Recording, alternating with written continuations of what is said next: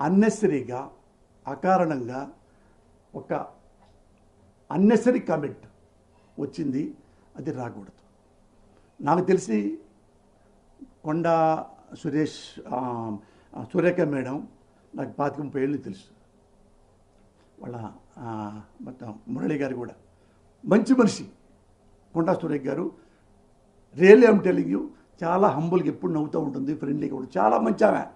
మరి ఎందుకు నోరు జారిందో అది మేడమే ఆలోచించుకోవాలి. బట్ జారిన అన్బేరబుల్ కామెంట్, అది చాలా తప్పు. మేడం మీరంటే నాకు చాలా గౌరవం.